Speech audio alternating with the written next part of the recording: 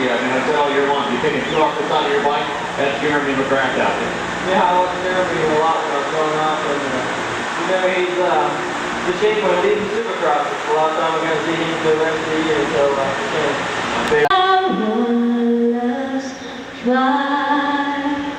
all the ramparts we watched were so gathered.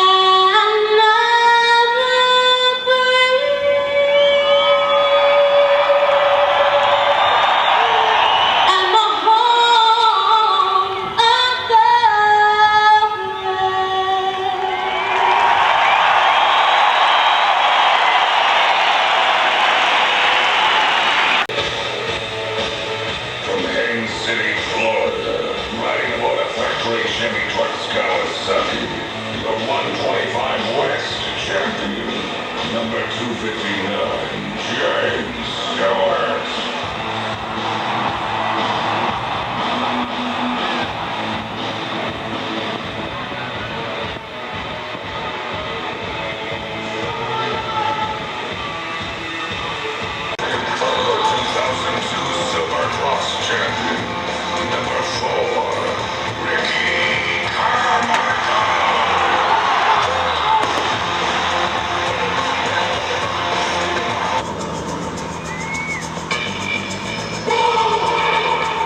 Ladies and gentlemen, please welcome him as he takes his final lap here tonight as a tribute to you, the fans.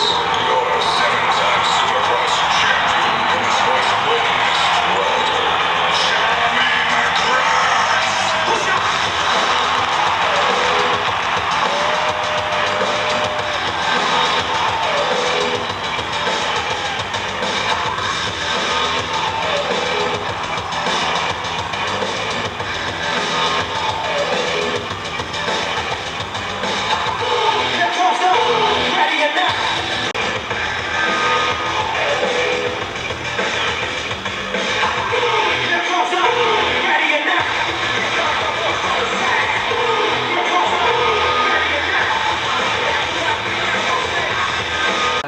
I need to go out there and do my thing tonight and see what happens.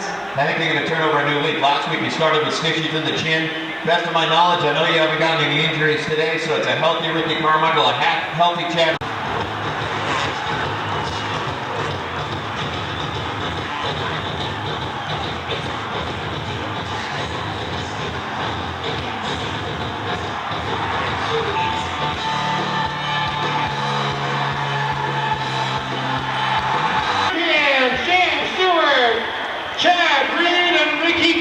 A little bit of a breeze coming up, but already we are loading the start on track.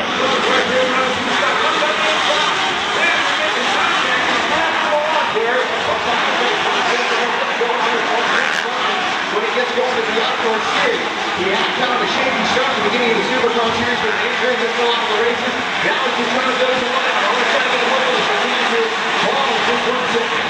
Here we go. Here's Brock Miller, driving to 18. Mike Brown, who's up in the number 2 spot now. You see the 52 bike. Just got to see the bike. Oh, no, stop here for Mike Brown. Mike Brown looks like he wants to stay up there in the head of this track. And remember, in the absence of Brandon Justin there, this guy is taking over the ground energy. He's around 52 points so now. But they get a flag. They can't go out of that line. And he is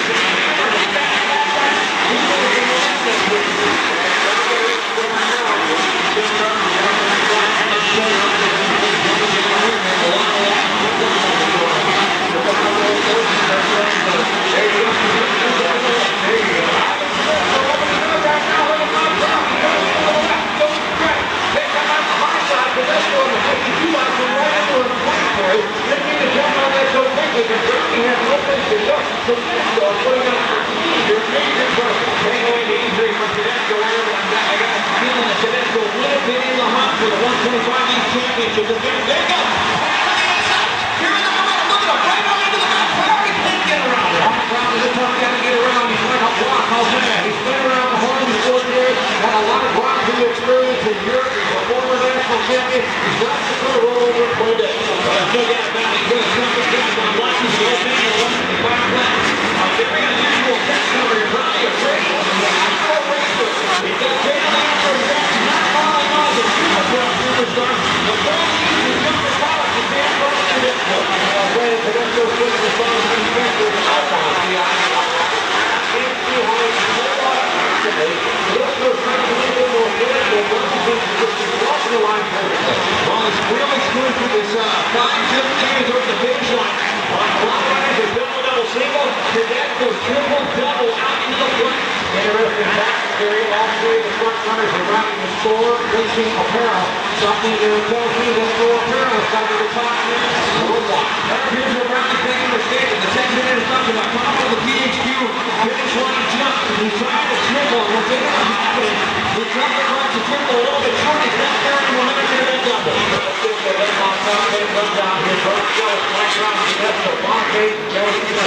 Top five. We got a long curve going on how to do it. 1 and 4 qualifying for the year.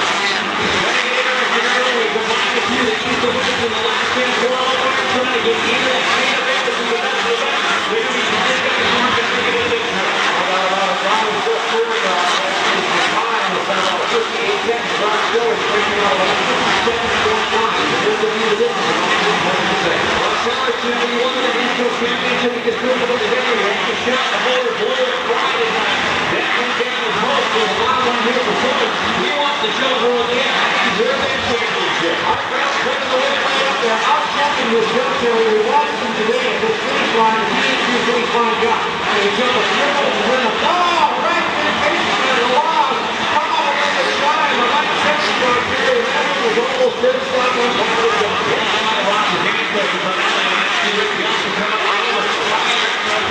He's making a feeling out there for a lot after he flat landed. He came up short of turn down his basically flat. What's the closer when that happens right there?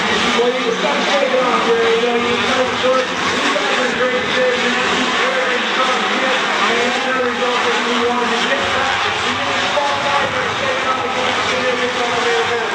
Mr. Kickwood, the knees are not going to stay on there. You're shaking off. That's a tough thing to do. Here's Ronnie standing on the gun against Tedesco on the 52 mile. Watching white flag. Here's Miller going by. Here's Brown. Here's Tedesco. 1, 2, 3. Still running Bonamage. Now we got the left side of the between. Bonamage still running in 4.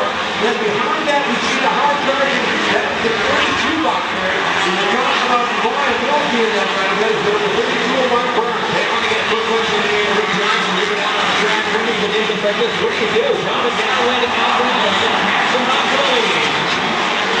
Second place pass and running off that. I think that's not doing so. Get up in front. They're still able to get out the middle part there. And actually started on for a while myself. This goes still in on the 2 spot. He went out of the right of the Mike Brown. The next one is down in the third. Let's try to get an answer for Rick Johnson on that Johnson jumping from the way to keep it away. There's a very different opinion over second space for 125. Yeah, but that's a big difference when you're going in the winner of the end. If you're going in on this second level, you're just going to have to be coming away. You're not going to the front. When you're just walking side to side, you're going to get a problem like this one here. So it's the left one is straight. It will go around and straight. Rode all the East Coast races with his father Larry. They did it out of their own pocket, and they ended up getting a ride out of it. No doubt about it. Great ride. I hope you wish him well with it. He's got those Dunlop tires hooking up. Watch the calculation. 221. Had a little bit of contact with Andrew Short, and James Stewart rocking it away. 1-3 to check after him. This is just on the racetrack. A lot of airtime. They see the calculation a couple of weeks ago. About 23 seconds left from standing in the air. Right behind that 45 to Philly Limited on the 132 Red Bull KTM. And Pro Series driver, that is the 917 of Eric Storby. Storby's getting a little impatient already. Oh, and they got together. Storby and Laninovich made contact. The KTM was pushed to the side. He's going to come at him again. Well, Stormy wants to get up, and he wants to run with James Stewart. Stormy is living right now with James Stewart's seat as James' father. And it has had a very big effect on Stormy's performance and the way he races. He's become a lot more aggressive. And look at him get on. Oh, and he's to the mid all the way around.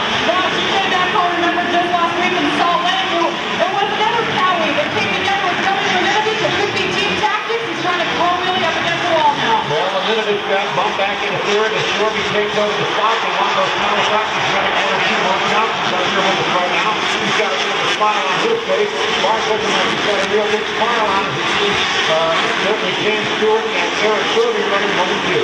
Look at John Hanson right behind number 23. That's Johnny Hanson's son.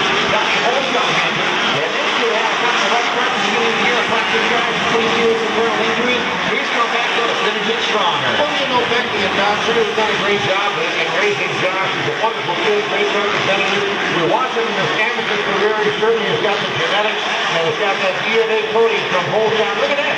Good hit, Hanson. Hanson come right up on Liminovich.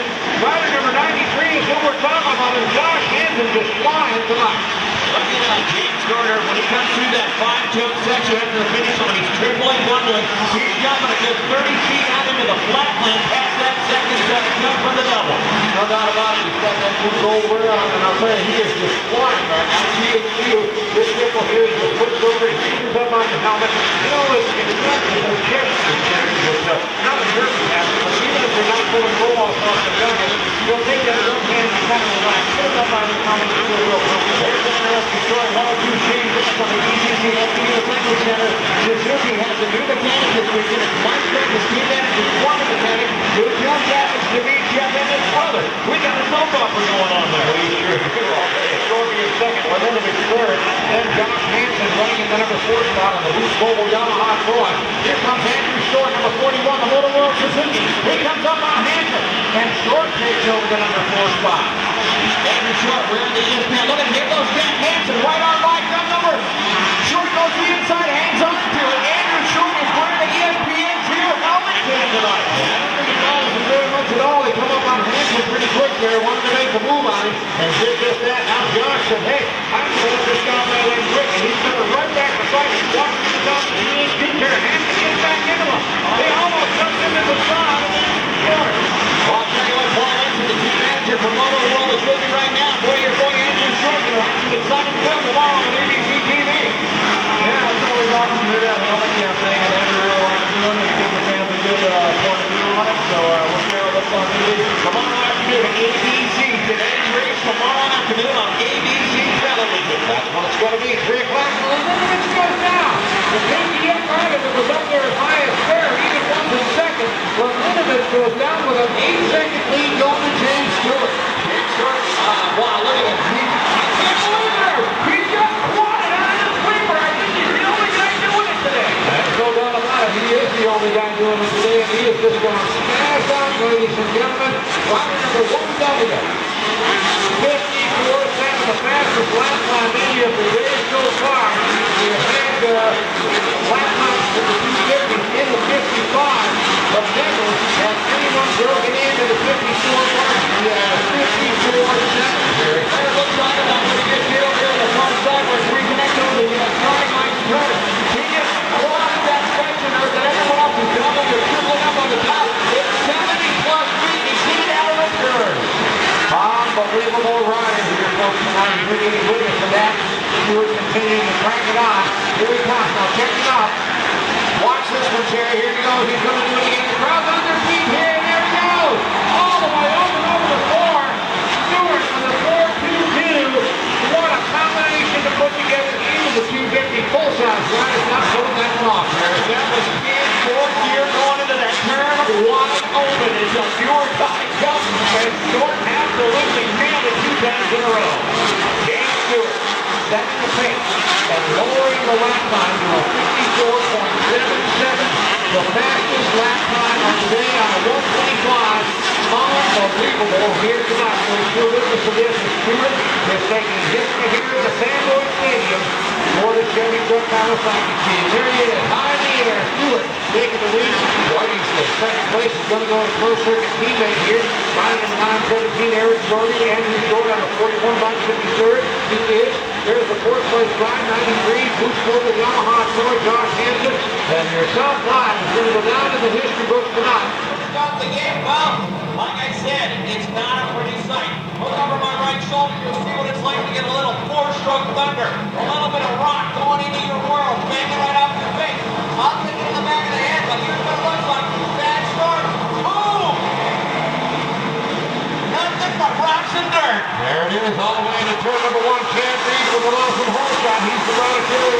he got the good stuff. You guys are getting a bad start and now fighting for a top 4 position. Terry, I'll tell you, Chad Reed looking just infallible today. One thing we did notice in practice this afternoon is that he kicked over a couple of different times. Actually, on the hot back, I don't know if he was body carrying, but he also kicked over at the top of his mobile turn. Well, there's a lot of wind down here. For those of you guys who are up in the stands or listening on the internet, sxgp.com, it is windy enough that it's hard enough to stand on your own 2 feet sometimes. So look out, I can't imagine what it's like when these guys get 30, 35 feet up in the air. It's blowing them all over the place. You heard Rick Johnson say the wind comes across sideways. It could blow you over. Mexican rider Rene Ray is holding on to the second position here on his KTM out of Mexico. Here comes factory Honda pilot. Whoa, look at this. Little bit of nudging in there. That is the 28 bike just screaming his way up in there. And look at this. We've got 1, 2, 3, 4, making about 6 guys all shooting for the top 4. He's lost moving to second. Well, you know, that might be an indication of what's going to come up tonight in that 258. Let's face it, we got a championship. The title is worth a lot of money, not only to the riders, but also the factory. These guys are going to hold time when they go out on the track. Guys going to clean, but ride hard. Well, I said he's lost in second. He's still in third. And he's trying to get around the Mexican pilot right now. Ray's holding his own line. That's 6:01, but there is the call. Made maybe a half a lap too fast, but now he's lost in second. Ray's running third. Factory Honda. Ernesto Fonseca comes up on the inside of him. A little bit of a nudge pass, and Fonseca moves up to third. Noticing Chad Reed jumping a little bit lower than he was earlier this afternoon, maybe trying to take the wind out of the factor. And Vaughn continues to push hard. He's got the 4-stroke thunder. We talked about the start tonight. The 4-stroke definitely going to be an advantage with the swinging left-hand start.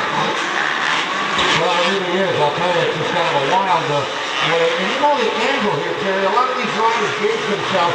This is not a 90 or a 180 or any of those. It's kind of an angled start coming diagonally across the track. So it's really not making as hard a left turn as you might think. But Josh Stevens seems to be doing pretty well tonight. Trying to read from Camp 3rd. He certainly made the transition.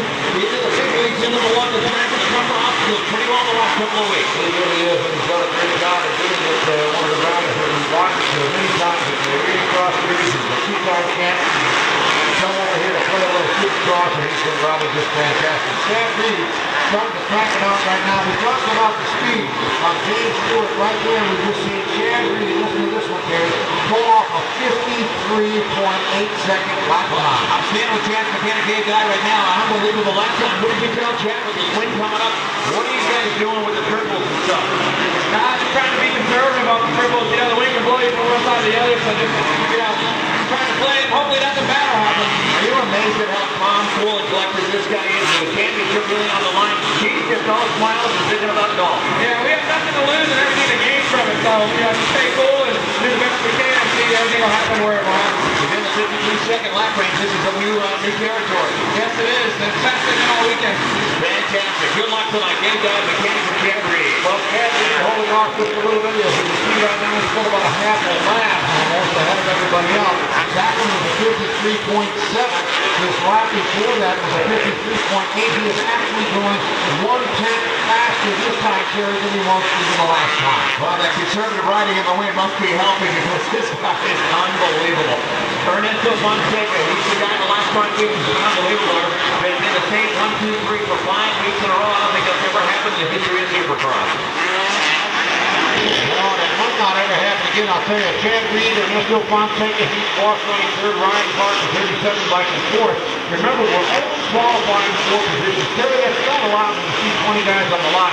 Getting 4 spots, you got to be one of the fastest 4 in the planet. Yeah, during about the I guess 3/4 of the way through the season, the field kind of pinned down due to injury. The field is thick, it's ready to go. People trying to get that last race in before the opening round next weekend. Glenn Helen for the Outdoor Nationals. It's very interesting. Chad Reed mentioned his parents are here tonight. It's the first time they've traveled to the United States, first time they've seen Chad since last October, and they came here and surprised him. So he's so excited. There's an extra added bonus for him to race tonight. That is such an amazing story. None of us have really touched on that. He came over here from Australia as a 20-year-old man. Actually 19 when he first came over here. No parents, nobody to lean on. And well, I'll tell you what, that is something, if you've ever tried to get away from home and move out of state, it's an absolute shocker. I can't imagine moving halfway around the world and really not having the same kind of contact on a regular basis. I'll tell you, riding number 43, that is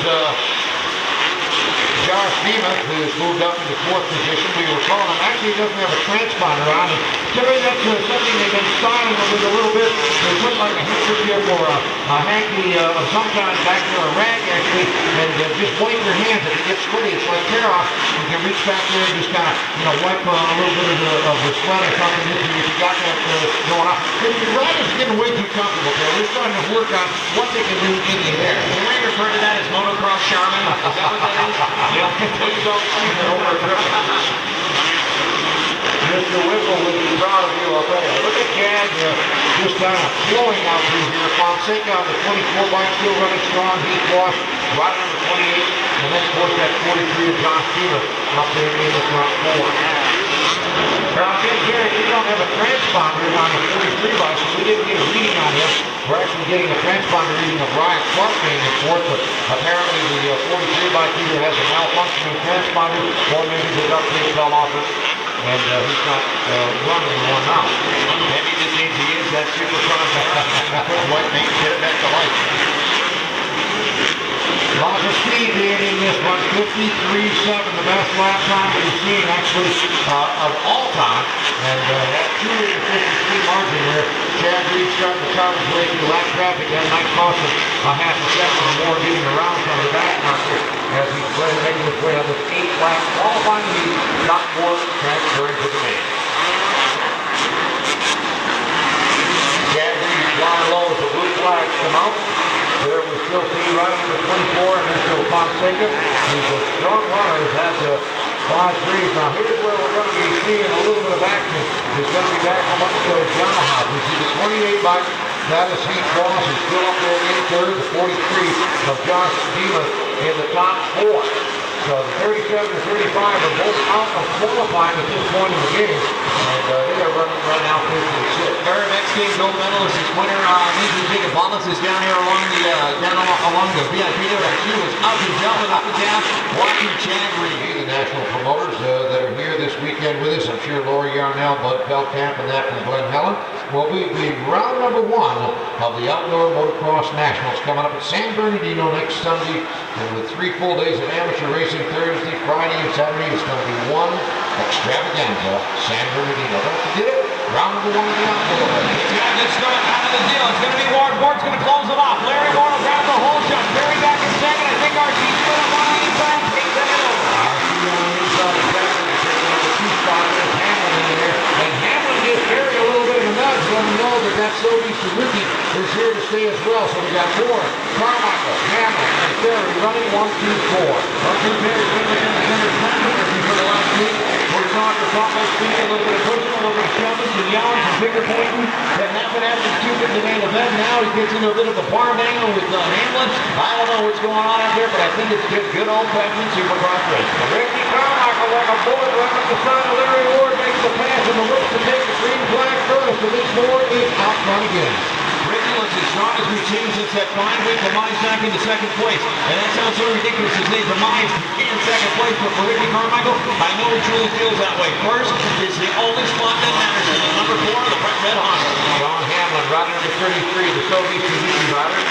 Back to the Yamaha number 15. Here's Barry still up there. Fourth, we got Mark Stiles, Tyler Evans, making up 56, trying to get into this front 4 position for qualifying. Here's the guy on the move right now, number 64 in the Suzuki here. Very weird to see a yellow like that number next to see a blue and a red bit on. He's Tyler Evans, and he's making some forward momentum as well. No doubt about it. He's running fast. You got to give Larry Ward a lot of credit. 33 years of age, about a week and a half ago. Larry Ward runs the same speed as Carmichael. Oh, a little bit on the bottom of the wood. That's going to put Hamlin right in the side of Larry Ward. Almost some contact between the Moto Triple X Honda and the Sobe Suzuki rider. Well, Larry Ward didn't get a good drive coming across that finish line. Trying to triple double it together, and the bike was just floating in the air. Carmichael. Starting to pull. Larry Ward's running all the way around, and he let 2 guys go wide. Hamlin and Tim Ferry down on wide. I'm not sure what happened there, but the power from that force in the end is running around. Yeah, just got a little bit of a spin out there. No problem. He was still in the qualifying spot, but I believe he's going to have a tough time catching the 2 factory guys now. They'll try to test the real men. Yellow flags are flying. I'm not sure who's down on the far side of the track here. Long back and forth, you see a couple of riders, and one is real up right now. Looks like the riders up there. That is Torrance Stiles, the 47 bike. He took a look at the bike there, the wheels were straight up, and he just watched the ball back over. He's fine, but he said, man, I think my bike died. That's the motor triple X function. We'll get to work on it out with Brennan, who is doing a great job with that team, overseeing all the mechanics and all the top techs that are down there. He'll get back to work and get it going in a hurry. Well, even Ricky Carmichael is relaxing. His best lap time right now is on a 55Q. That is some 2 seconds off the speed that we see Chad Reed tracking out here around lap 6. But we still got a few to go. This is only 3 laps. It's an 8-lap qualifying team. So Tim Perry in the middle of the line right now. Perry coming up to make a serious move on Hamlin. Watch that 53 and 15 show. Some of the questions on both of those guys. Here goes Perry. Perry comes up on speed, does not make the move. Now look, Hamlin trying to make a mark in the 250. His big racing mark has been about lap number 10 or 11 in the gainer. He pulls the brain phase and pulls the crash. Tim Perry trying to come back from that speed mark. It is, and he's got by. As he slides into second place. Great pass there by Tim Perry to relock 2 turns in a row, putting Hamlin only on the brakes. John Hamlin on the 30s, Suzuki, an awesome rider as well. Now still running in third. Larry Ward getting struggling quite a lot through their mid section, Jerry. That 450 seems to be kicking them around a little bit more than normal. I'm telling you what, Tim Perry is on a mission. He is really trying to ring in RC. Now remember, these two got into an altercation last week in Salt Lake City here. They had words, they had jumps, they had fans that had to separate them, and Tim Perry said, look, if it has to go to Vegas, I'll take it there to finish it. Well, you know, we talk so much about Chad Reed or Ricky Carmichael being a female battle, and I think that, you know, we've forgotten in the absence of Tim Perry when he comes back. He's not just coming back to some club. This guy is capable of a win, capable of a national title. He said, hey, I'm here to win races. I don't care what they're doing, you know. Yeah, 1999, 125 East Coast champion. He has the accolade. He has to be right with these guys. And, you know, sometimes our own mistakes. We know we got the battle for the championship tonight, and that's the story. Well, Ricky just turned it up just a tad. I believe he felt the pressure of Tim Perry closing up the gap on him. Perry is running on the 54-second mark, and Carmichael just cracked out the same. So they're down about 54.4 and 54.5 respectively, Perry, but still yet 1 full second off Reed's time. Yeah, it still appears though Perry is a little quicker than the seconds, and RC's going to get those figured out for that 250. Here comes RC, here comes Tim Perry, Hamlin, and Larry Ward. Now this way, right over 20 seconds. What kind of a focal point do you put on your brain, Perry? If you're running this, you're throwing it, the front 4 guys are leading you. Do you throw it up or do you save a little bit to the semi? I think you got to save a little bit for the semi, man. This is the final round of the Supercross for 2003. Any kind of momentum you're hoping to bring all the way back up. They go down to a national, and I know you got to do what you got to do. Carmichael, Perry, Hamlin, and Larry Ward make up the front 4. Looking for some laps coming out here. 5 down, 6 down for Carmichael already. 2 more to go, Dave. Ricky Carmichael turned in a very good run tonight. He looked very, very strong as we watched him in practice, as strong as we've seen him in the last couple of weeks. And this is something that RC has to do. We talked to him even in the opening ceremony. He has to put the last 5 races behind him and just focus on tonight. Well, you know, you were talking earlier with Brock Glover, the Dunlop tire people, they experimented a lot with the tires. And I think what they're doing is developing a new compound, probably prototyping it right here tonight on Ricky Carmichael's Honda. You know these boys from Dunlop really go out and do a lot of experimentation, and they listen to the feedback from the riders. And I'm going to say that it's probably the tire is being here tonight is the one that's going to be able to buy two parts under the hood in just about 6 months. And the feedback has been good, and this one Ricky Carmichael is championship. Carmichael putting those Dunlops through the paces right now. He's going to run off the late line. Here comes Tim Perry, the number 15 box. Still riding here really strong. Tim looking real good tonight. All blue in the three-store MX gear. Looking pretty stylish here from the Torque three-store. Now Ricky Carmichael really trying to throw that Honda around the racetrack right now. Going back to the old style when he's on a little bit back. He had gotten pretty smooth in the beginning of the 2020 series. He's really pushing it out to that break it in. Hamlin on the 53. Still needs to do, he's still running third with his motorcycle extra out into the Cam Ward, who has a whole shot. He's currently in 4th. And now the phone's up. You see it's one more lap, a lap and a half to go, Terry. And riding in the 27 scores a lot of ground up when you're talking about relaxing and fit.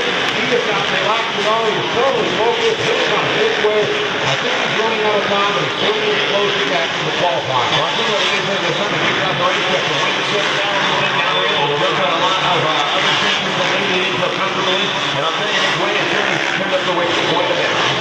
Check flag coming out right there for lap number 8, Ricky Carmichael. Putting it all together on the big 4 Honda. Here comes second place to qualify Tim Perry. Factory Yamaha rider. Shelby Suzuki rider.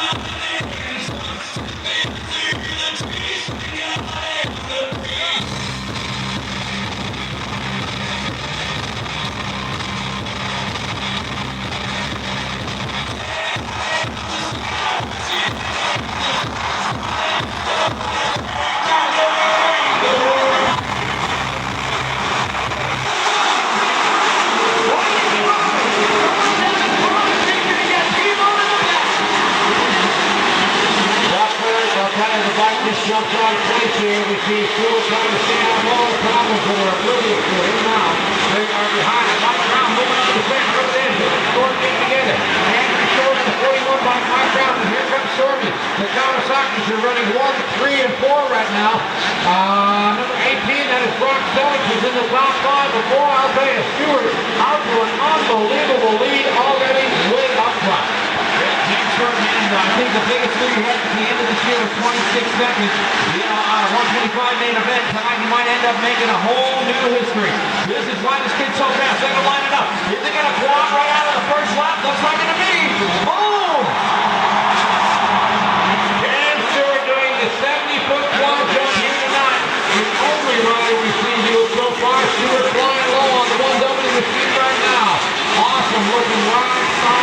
Looking for the outdoor tunnel. He's looking for the indoor tunnel. Waiting to move up to the 250 and hop out of the big one. James Stewart is down. Stewart is off the track. He's gone back on a 4th place. James Stewart totally missed the turn, ran right into the side of the wall. And Stewart is now running in the top 5 back into 5th. Maybe he saw something shiny, stopped over, trying to pick it up. He knows he can go all the way back in the front of the pack. Watch how fast he gets back there. James Stewart with a small mistake costing 4 positions. Coming up on one of his arch rivals, right number 18, Brock Selleck. And Stewart is totally off the bike. James Stewart is totally off the bike. He went down off the bike. Both hands were flailing in the air when he went off the motorcycle. James Stewart was rolling down the window. He tried to triple out of that, and he was hung up and hit the ground hard. I think he may have got knocked down there. We'll try to get over there and get him up there. A tough break for James Stewart, ladies and gentlemen. Time of the Supercross in this event tonight. A tough break. We'll give you an update as Terry says very soon. Meanwhile, back in front of the pack, Sorby has moved up into the number 1 spot. Now he's right around Andrew Short. Riding number 3, Mike Brown is still up there in the 3rd position. And then we see the 18 and Brock Selleck in 4th. Riding number Sorby, who made the podium last year, 2 or 3 different times coming hot out of the country. And now Sorby riding the wheels off it, trying to get ahead of Andrew Short. They're coming in another getting in that. All 3 of the docs are working on James Stewart right now. This is the stuff we're talking about. All you end up doing is trying to cartwheel down the racetrack. Ends up what happens is people start getting a little bit crazy. They start to run around over their head. I really thought James would have no problem. It looks like he might have caught a gust of downwind. That cartwheel is short. He got hung up on the handlebars and started trying to roll down the window. And next thing you know, he's cartwheeling down the track. Well, the Kawasaki's, his teammates are still running 1st and 3rd. Eric Sorby and Mike Brown are making up the number 1 and the 3 spot. That 41 Suzuki, Motorwell Suzuki of Andrew Short is still up there in 2nd. Brock Selleck is pushing a little bit harder now. He's in 4th. Michael Bruce still in the top 5. We see the 52 right behind him. Ivan Tedesco in 6th. Josh Hankin running 7th. Then that number 96 by 39 make that. That, of course, the 39 by Chris Goster about 8. I think it's only fair we'll wait till Todd Wagner or Augustine give us an update. Going to get out of that mayhem. They need a little bit of room, but what? We got the race going on here. It's a 125 maybe. They rolled out the racetrack. I'll tell you, lots of upsets tonight as we see one of the KTM, the Red Bull KTM heavy hitters. Steve Boniface had one of the fastest practice laps today. He is out of the race. James Stewart, who has been setting a blistering pace over the last 6 or 7 rounds, is now out of this race entirely, and hopefully the injury is just something minor, maybe just a knockout or a minor concussion. Steve Boniface with me right now. Just wondering why he came off the track. I know that he got T-boned in the start, but what happened? Yeah, I had a crash at the first turn, and I think someone lay on my back and just broke my front brake. All right, no front brake. Too tough for race winner. Supercross track. See you next week in Glen Helen. Eric Sorby taking over the helm here. He's been right on the bike, way up the head of the class. He's been very focused today, Terry. He was running the same speed with Stewart. He was running with Mike Brown, and looks like tonight he's got a great race going for himself. And he says, man, I don't like to have to do it that way by default, but hey, somebody's got to take over the job. Well, you know what? You got to get a win where you can get it. Brian's got to get that momentum. We talk about racing. It's all about momentum. You get one good race in the bank. Next thing you know, you got a bunch coming behind you. Sorby, absolutely flying crazy downwind and running it hard. Short back in 2nd. Sorby's been doing a lot of training here with James Stewart's father. They actually moved into the same house. And boy, his results in the last couple of weeks have absolutely quadrupled what they were prior to living with James again. Well, no doubt about it. James is a great guy, very much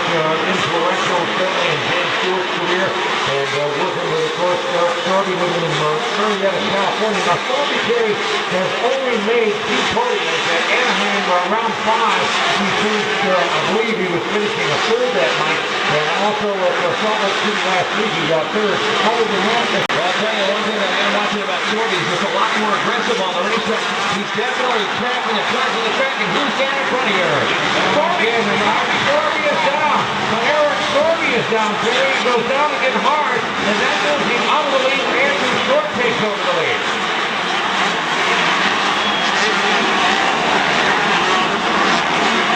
Andrew Short, rider number 41, is just unbelievable now. He has seen 2 penalties at the event.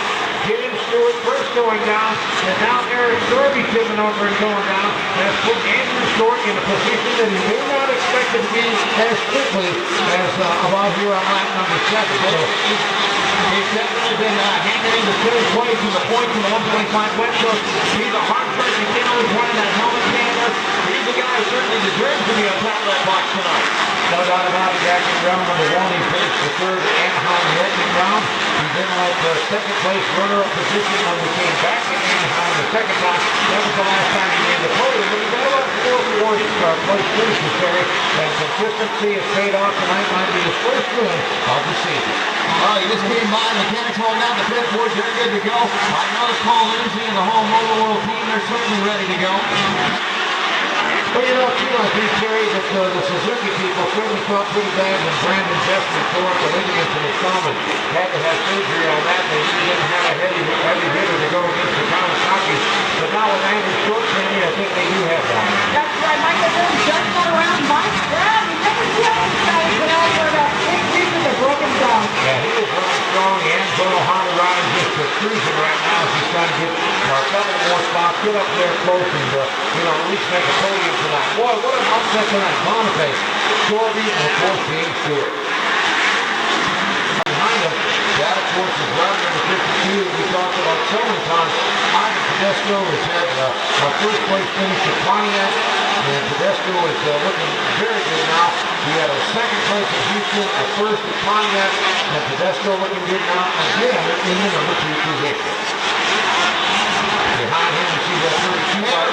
Real quick, I like on top of the earth to his shoulder and obviously getting knocked out after flying 70 feet in the air.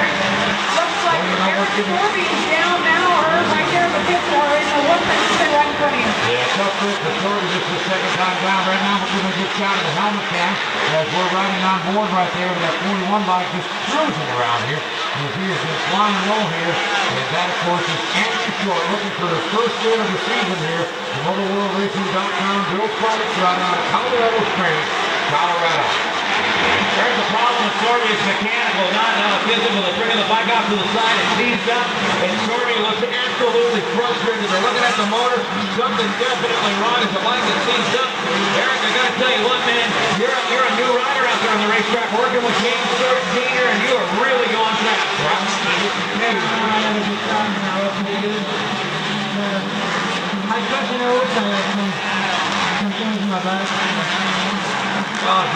He's running to a tough sport out here. The original Extreme Sport with 14. He's being named Big Down in Glen Helen.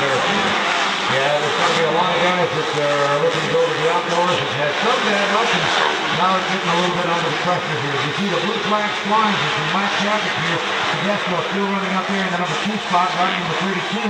That, of course, the 32 machine running strong right now. Mike Byrne has moved up into a podium position. You got to give a lot of credit to Josh Hansen, Terry. He is running in 4th position on the 93 bike for Hansen. Playing on the center with Donnie Hansen, John Hansen, and Troy Ricky Johnson talking about his dad taking the title in 82, taking it away from Rick Johnson. It's definitely a lineage.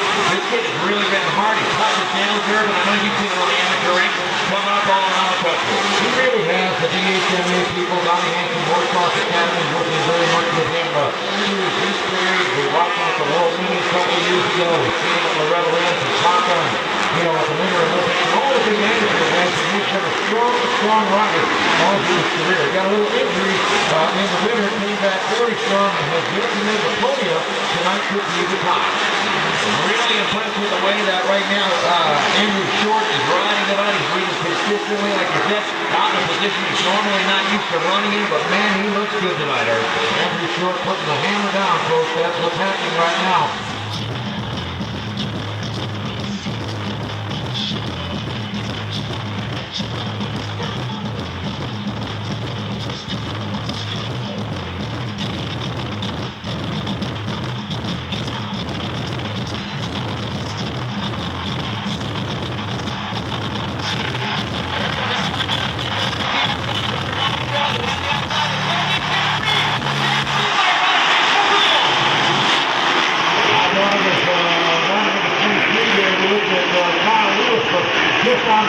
outside. Reed takes over the lead. And Carmichael running back in about third position. Dropping to 28. He's lost up in the second. Carmichael in third. Then we see the 10. And the switch here. Kyle Lewis and Larry Ward. The Moto Triple X riders last fourth and fifth. Well, I'll tell you what, that whole shot maybe too close to call. That was just my first impression. I know they look at the video, but it was either going to be Kyle Lewis or it's going to be Chad Reed. 22 or 23 grabbing that whole shot award. He's lost right now, number running number 28, trying to keep the two gaps apart here. As we see Chad Reed stretching it out already. Reed pulling out about 5 or 10 bike lengths. Carmichael trying to get around Boss. Trying to get around that 28 bike. That could be the toughest job of the night. Boy, that's getting that guy as tough as nails. And now that's the question. Will Carmichael be happy? He's got the people behind him on the Honda that just sitting in third place. But look at that bus. He's the ball off the track. Carmichael's not going to be happy about that. Ricky Carmichael getting a little extra pressure from Heath Boss. On the outside, Boss goes to the top side. And Carmichael to the inside. Ricky Carmichael taking over the number 2 spot now around Boss. Look at this. Larry Ward coming at the cameras right with it. They're both coming after Boss. Well, and Ricky Carmichael, we heard earlier tonight from Jeff Miller, he said, hey, you know what, you don't just block Ricky Carmichael, and that's exactly what he was talking about. He squared it up, and I think he thought he was going to follow him through there. He went on the inside and slid right into second place. Now the question is he going to charge hard and try to close the gap on Chad Reed? He's looked as good as we've seen him in the last several weeks here today in practice. Riding number 24, Ernesto Fonseca is trying to come up on both of the privateers right now. We see Boss there on the 28 bike, Larry Ward over 10, and then the 15 bike, just sliding in there. Tim Perry came out of nowhere. Perry come out of nowhere from 7th up to 5th. He got around Fonseca, and it's now hunting down Larry Ward. He wanted to swing first turn, and I didn't think he was going to make a trip to get up on the top of the tabletop. Pick up the wing, knock the front tire on that 100%, and then dropped it up here again to keep going forward. Chad Reed right now showing off a little bit of that talent. He's going to try to go for 6 in a row. Trying some all-time records there. He's the 6th most consecutive winner of all time. And right now he could pull that off even one more spot. Oh, look at that, man. Chad Reed, mom and dad coming to town. It was a surprise put together, I believe, by Yamaha, man, to get him pumped up to this race here in Las Vegas. First time you've seen his mom and dad in over a year. They're here, first trip ever to the United States, and now the boys out in front. Look at Jack keeping it going. Well, you know, in '96, Jeremy McGrath had 13 wins in a row. Carmichael did it as well in 2001. But going back into the archives, Bob Hanna back in '78 had 6 wins beyond the river. Carmichael had 6. Bradshaw had only 5. And so Chad Reed pulls this off tonight with 6 wins. He is going to join the rest of serving guys like Rick Johnson and Bob Hanna. Not that something to be involved. Definitely no love lost between those two. There were a bunch going up racing as amateurs after last week down in Salt Lake City. I guarantee you there was no love lost between those two. You know, one of the fastest riders on the course right now is Tim Perry. He's cranked on about a 55-6. And he has got around both the 24 bike, he went around Larry Ward, and the 10 bike, he went around Heath Boss in the 28, and Perry is now up to 3rd. So this will be an upset, at least for Fonseca. In the last 5 weekends, Perry, we've seen Chad Reed with the win, Carmichael in 2nd, Fonseca in 3rd. Perry looks like he wants to get up there and play some ball. I must have gotten the note on the pickboard that said that Tim Perry was coming, because boy, he certainly opened it up here on the last up the straight over. He pulled away from Tim Perry. Ernesto Fonseca has Perry in his sight. Can we go 6 weeks in a row there with the same finishing podium? Well, you know, we talked about this fight rivalry and where could it go if Tim Perry caught up with Carmichael down into a broadcast or something like we've seen last week. Something went down with Carmichael. He's got to finish in the top 5 right now. He's got the championship in 2nd place. Finished 2nd, 3rd, 4th, or 5th, but he cannot finish in 6th. Well, he certainly keeps looking over at Chad Reed. I think deep down he wants to win tonight. He also knows, though, he doesn't want to take any chances to throw that championship away. Chad Reed, I don't know if he's going to make a mistake. This kid is just picture perfect. He's been flawless the last 5 weeks. He has certainly been in what we call the zone. I'll tell you, Chad Reed right now has, as they said, nothing to lose, all to gain. 6 wins in a row could be what the 22 bike is looking for. But don't count Carmichael out yet. Carmichael's actually closed up the gap a little bit, and Perry has been pushing him along with Fonseca. So the 4 factory riders are running 1, 2, 3, and 4. And I believe Carmichael's reeling them in by, let me see, about 4.5 seconds on the last lap. around to see what the gap difference is this time around. Remember at the beginning of the year, that was like, okay, 3 laps and Carmack will be right up onto the back tire. No more Chadwick has really stepped it up about mid-season after he got spanked at Daytona. He came back and said, look, my goal is to win the last 6, and man, has he certainly come to fruition for him. Well, I stand corrected. Carmichael was 4.5 on the last lap behind Chad Reed, who is now a full 5 seconds behind the leader. Terry is 10 seconds, and then Fonseca is 12. That's the gap time in between the front four. Boy, he took a look over Chad Reed, took a long look at Kingsbury, looked across that racetrack as if to say, come on, I need your help. If I'm going to get this championship, you're going to have to charge and give me a chance at least to get that championship. Chad Reed looking at another win, and will lose his title if they stay where they are right now. He would lose the title to Carmichael by a mere 7.3. I can't remember the last time that the championship of the 3-year class went out by 7 points. I think these are all to tell you 2004 right here at Camwood Stadium. You can get your tickets for the final round 2004. It's going to be stacked with the superstars. Wyndham coming back to races. Cheering a healthy Travis Pastrana, Ezra Luck. The 250 class is absolutely going to be jam-packed with superstars. I'll tell you, we're not going to want to come out. Watch that 24 mark. Ernesto Fonseca becoming a player, maybe securing Carmichael's title, and then, putting it in stone. Fonseca has closed right up onto the rear wheel of Tim Ferry. Watch the 15 and the 24 mark. This is a race for the podium, and Fonseca Perry has had 5 third-place races. He'd like to make it 6. Yeah, boy, it's a classic 4-stroke, 2-stroke battle. Tim Ferry on the 4-stroke on the YGS 450. Ernesto Fonseca on the CR250, the 2-stroke. He's just trying to hang with the big thundery power of that Yamaha, the number 15, playing Tim Ferry. Well, we talked about Tim Ferry having that virus and coming back strong, but even though when you've been off that long, it sometimes weakens you around lap number 10. Here it is, the weakening point right now. As we approach lap 9 here, Ferry has just slowed down our pace a little bit. He's off the side of Carmichael. Fonseca on the inside and makes the pass. Takes over the number 3 spot. The Hondas are running 2 and 3 as they've done for 5 weekends in a row. And Chad Reed is trying to stretch this out. He has now got an almost 6-second lead over Carmichael. He's feeling comfortable right now the way he's riding. I know he keeps looking up, but he's riding smart. He knows the championship is in his hand, and he got a Honda right behind him with Ernesto Fonseca. Yeah, Rick's riding smooth, he's riding smart. We're hoping Ernesto can get up there and race with Timmy a little bit, pull off a third, and try to keep our nose clean and win the championship. I'll tell you what, we're all knowing about 10 more laps. Halfway point coming up here already for Chad Reed. Richard Carmichael still running 1 and 2. And apparently the Honda guys didn't look that close to this. Fonseca is not battling anymore with Tim Ferry. He's now starting to slow down a little bit of the ground. This way is running the top line. Aaron Ward still in fifth. John Stevens lead across the gap.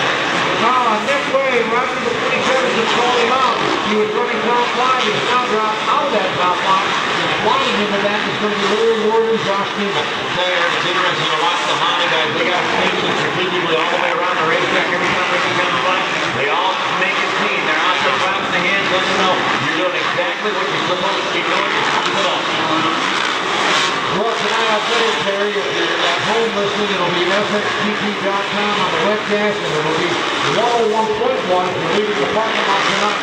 Listening to the post-press meeting, it's going to be a little bit fun to see what kind of excuses you made and maybe what kind of animosity will be against going on in the field. Great point tuning at 101.1 on your FM tuner when you leave the parking lot tonight. The post-race press conference, the fit is always exciting. Don't forget tomorrow, 3 o'clock in the afternoon at ABTV Supercross Final. You get a different view, all the cameras working and pointing. You'll be able to see a lot of the stuff that you can't play to the community. Reed, Carmichael, Fonseca, Ferry, and Larry Ward pick up the front line. Chad Reed stretching it out a little bit more. That time around, he actually lost almost a second to Carmichael. But, Terry, I don't think at this time in the game it's going to make too much of a difference. Chad Reed is already starting to high-five in one hand the crowd here at the halfway point. How much confidence is that? Well, I think he knows. He keeps looking back, and he knows Ricky's not charging, so he knows Ricky wants to speed to close up that little bit of a lead that he has right now. I think he knows he's on the championship. Really, they're both going to become winners. Reed is a PHQ World Supercross GP champion right now, carrying the #1 plate, which is one of our races. Europe to pick up his season. He's also got 6 wins in a row, and that's an awful lot of momentum to take outdoors next week. Ricky Carmichael has a 7-second deficit right now behind the leader, Chad Reed. Reed still holding up fourth there. You know, the Thor Racing apparel people, Bob Maynard and that crew are going to be totally ecstatic right now. Thor has had 6 wins in a row. How cool is that, man? Well, you know what? That's the best gear you can absolutely put on your body. It is ergonomically correct. It feels right. And Chad Reed is showing you how fast you can actually go in Thor gear. Bob Ketchum, Bob Maynard, Hilton, all the crews up there, keep up the good work with Thor Racing Apparel, man. The biggest authority, of course, the sister company, it's called something it is. I got a feeling there might be something wrong with the back end of this race line. The watch come off wide, the chain slapping all over the place. I don't know if he's going to knock the swing arm loose a little bit and push the axle forward. There's some sort of a problem though, because I can see that chain slapping all over the place, and I'll try to check it out. I noticed it's squirrely about 4 laps ago, swapping all over the racetrack, and that's here to see exactly what it is. And good eyes from Cliff Nobles, the Southerner. The Southern gentleman upstairs. He was a flat tire with a clock in the back end of his way. I've been around motorcycles way too long, okay? That was a little bit about it, no doubt about it. Next lap, flat tire could be the 27 problem of Nick Way. Now, here's the interesting factor. Greg Snell, right number 57, is running in, Snell is in 14th position, and here comes Chad Reed.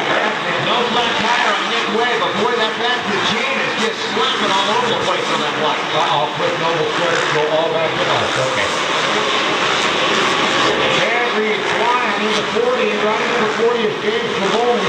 He's in 12th position. Reed is lapped already about 8 or 9 of the riders carrying, and he is lapped past 12th. Well, now, he's just in a different stratosphere right now. He's just riding in a zone that, you know, all athletes, all sports get in the zone from time to time. And right now, Reed is really in that zone. Carmichael's on the zone. I don't think he's been in the zone for probably half the season. He's been watching a lot of different things.